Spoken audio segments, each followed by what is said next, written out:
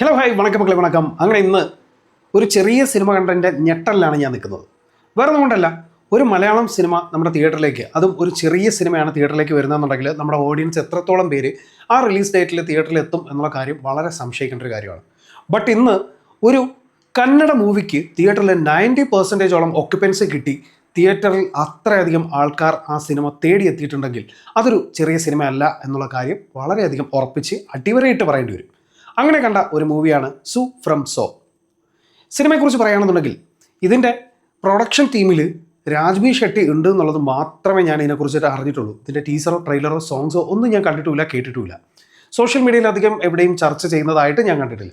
പക്ഷേ ഇന്ന് തിയേറ്ററിൽ ഇത്ര ആളിനെ കണ്ടപ്പോൾ സത്യം പറഞ്ഞാൽ ഞെട്ടിപ്പോയി. അത്രയ്ക്ക് ഓഡിയൻസ് ആയിരുന്നു ഈ മൂവിക്ക് വേണ്ടിയിട്ട്. പല ആൾക്കാരും ചോദിച്ചറിഞ്ഞാണ് ഈ സിനിമയ്ക്ക് എത്തിയിരിക്കുന്നത്. എനിവേ, സിനിമയെക്കുറിച്ച് പറയുകയാണെന്നുണ്ടെങ്കിൽ JP തുമിനാടു പുള്ളിയാണ് ഈ സിനിമ ഡയറക്റ്റ് ചെയ്തിരിക്കുന്നത്, സ്ക്രിപ്റ്റ് റൈറ്റ് ചെയ്തിരിക്കുന്നത്, മെയിൻ ക്യാരക്ടർ അഭിനയിച്ചിരിക്കുന്നത്. ഈ 3 കാര്യത്തിലും പുള്ളിക്കാരൻ പണിയെടുത്തു എന്നുള്ള കാര്യത്തിൽ ഒരു സംശയമില്ല. ഫസ്റ്റ് ഓഫ് ഓൾ, ഈ സിനിമയിലെ ഏറ്റവും വലിയ പ്ലസ് പോയിന്റ് എന്താണെന്ന് വെച്ച് കഴിഞ്ഞാൽ ഇതിൻ്റെ റൈറ്റിംഗ് ആണ്, സ്ക്രീൻ പ്ലേ ആണ്. ഗംഭീര റൈറ്റിംഗ് എന്ന് പറഞ്ഞാലും പോരാ, അസാധ്യ റൈറ്റിംഗ്.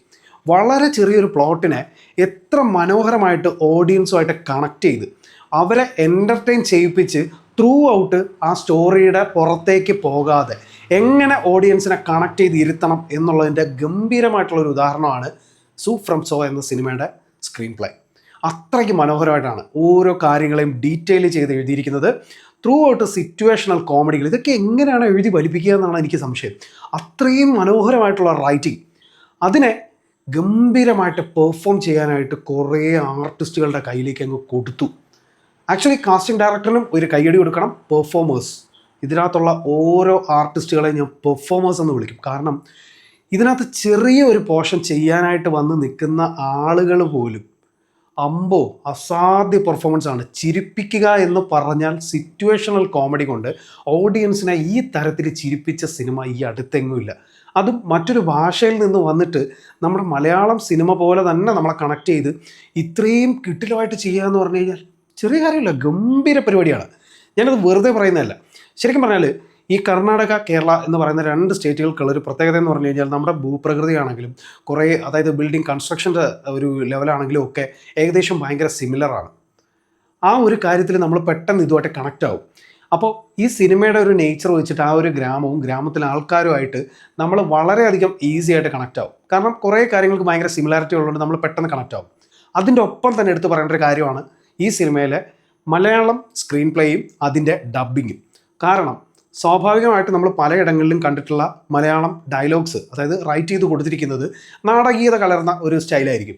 ഇപ്പോൾ തുടക്കകാലങ്ങളിൽ അല്ലു അർജുൻ്റെ മൂവീസൊക്കെ ഇവിടെ ഡബ് ചെയ്ത് വരുമ്പോൾ അതിനകത്ത് കൊടുത്തിരിക്കുന്ന ഒരു സ്റ്റൈലുണ്ടല്ലോ, റൈറ്റിംഗ് സ്റ്റൈല്, അതിനെ ഡബ് ചെയ്ത് വരുമ്പോഴത്തേക്ക് കിട്ടുന്നൊരു ഫീല്, ഇതൊക്കെ പലപ്പോഴും അരോചകമായിട്ട് നമുക്ക് ഫീൽ ചെയ്യും.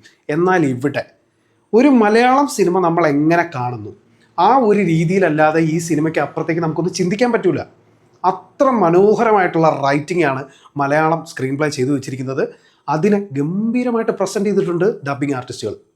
ഇതിനേക്കാളൊക്കെ ഉപരി പെർഫോമൻസ് ആയിട്ടാണ് ഞാൻ നേരത്തെ പറഞ്ഞ ഓരോരുത്തരും. എനിക്ക് ഇതിൽ കിട്ടിയിട്ടുള്ള പേരുകൾ ഞാൻ പറയാം, കാരണം അവരുടെ പേരുകൾ നമുക്ക് പറയാതിരിക്കാൻ പറ്റില്ല. അത്രയ്ക്ക് കിട്ടിലുമായിട്ടാണ് ഓരോരുത്തരും അവരുടെ ക്യാരക്ടേഴ്സിനെ ചെയ്തു വെച്ചത്.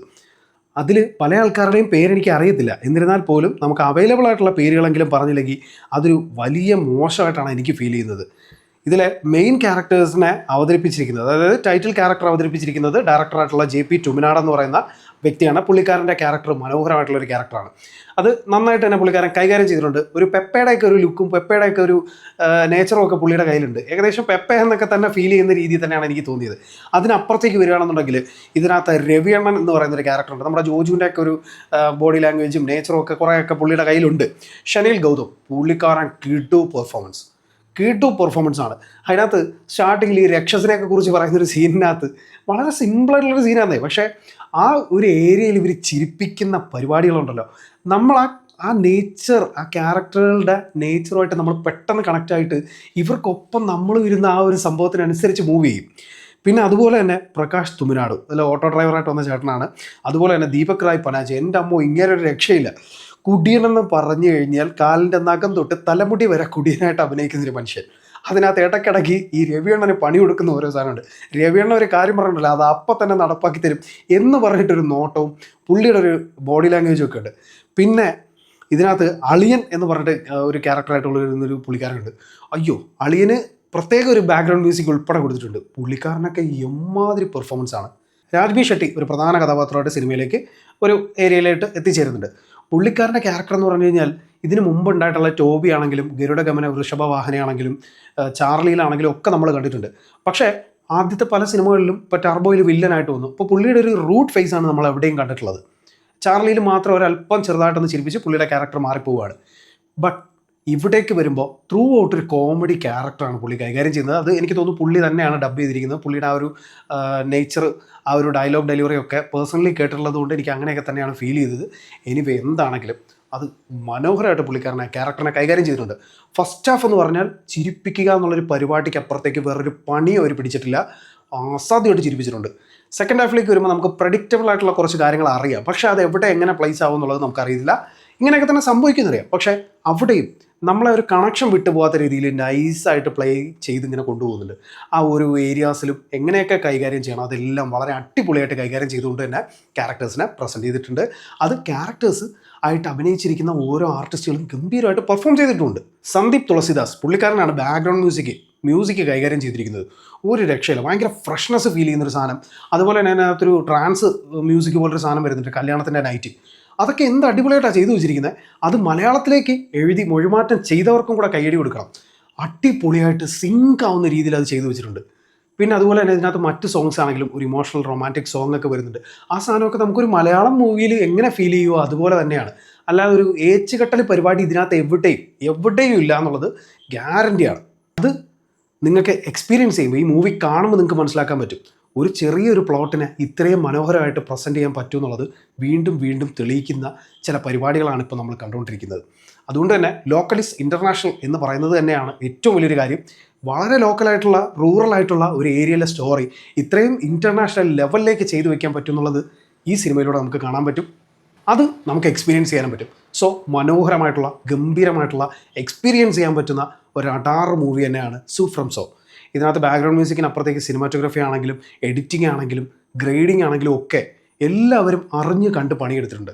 ഡയറക്ഷൻ, ലൈറ്റ് ബോയ്, മേക്കപ്പ് ആർട്ടിസ്റ്റുകൾ, ആർട്ട്, സിനിമാറ്റോഗ്രഫി, മ്യൂസിക്, ഇങ്ങനെ ഓരോ ടീമുകളും, പ്രൊഡക്ഷൻ ഡിസൈൻ, മ്യൂസിക്, എല്ലാവരും, സൗണ്ട് ഡിസൈനിങ്, എല്ലാവരും നല്ല രീതിയിൽ പണിയെടുത്തിട്ടുണ്ട്. സോ അതിൻ്റെ ഔട്ട്പുട്ട് നമുക്ക് ഈ സിനിമ കഴിഞ്ഞിറങ്ങുമ്പോഴത്തേക്ക് കിട്ടുന്നൊരു സാറ്റിസ്ഫാക്ഷൻ ഉണ്ടല്ലോ, അതിൽ തന്നെ ആയിരിക്കും. പല സിനിമകളും വന്നിട്ട് നമ്മളെ ഒരുപാട് ഹൈപ്പ് ചെയ്ത് കൊണ്ടുവന്നിട്ട് ഒന്നും ഇല്ലാതാക്കി പോകുന്ന ഒരുപാട് സാധനങ്ങളുണ്ട്. ബട്ട് അവിടെയൊക്കെ വെച്ച് നോക്കുമ്പോൾ ഇത്രയും ചെറിയൊരു മൂവിക്ക് ഇത്രയും വലിയൊരു ഇമ്പാക്റ്റ് നമ്മുടെ ഉള്ളിൽ ഉണ്ടാക്കിയെടുക്കാൻ കഴിഞ്ഞിട്ടുണ്ടെങ്കിൽ അത് കഴിവ് തന്നെയാണ്. റൈറ്റിംഗ് ഗംഭീരം, ഡയറക്ഷൻ അടിപൊളി, performance extra ordinary, music, art, മറ്റ് ഡിപ്പാർട്ട്മെൻറ്റ്സ്, എവറിത്തിങ് എല്ലാവരും കിട്ടിലമായിട്ട് വർക്ക് ചെയ്തൊരു മൂവിയാണ്. സോ കൂടുതലൊന്നും പറയുന്നില്ല, അഭിപ്രായങ്ങൾ വ്യക്തിപരമാണ്. ഇൻ ഷോർട്ട് മല്ലു ഈ സിനിമയ്ക്ക് എടുക്കുന്ന റേറ്റിംഗ് 4/5 ആണ്. അപ്പോൾ ഈ സിനിമ നിങ്ങൾ കണ്ടവരാണെങ്കിൽ നിങ്ങളുടെ അഭിപ്രായങ്ങൾ കമൻറ്റ് ചെയ്യാൻ മറക്കരുത്. അതുപോലെ തന്നെ വീഡിയോ ഇഷ്ടമായാൽ മറ്റുള്ളവർക്ക് ഷെയർ ചെയ്ത് കൊടുക്കുക. കൂടുതൽ ആൾക്കാരിലേക്ക് ഈ ഒരു ചെറിയ സിനിമ എത്തട്ടെ എന്ന് ഞാനും ആഗ്രഹിക്കുന്നുണ്ട്. സോ നിങ്ങളുടെ അഭിപ്രായങ്ങൾ കമൻറ്റ് ചെയ്യാൻ മറക്കരുത്. പുതിയ വീഡിയോസായിട്ട് വീണ്ടും കാണാം. അതുവരേക്കും ബൈ.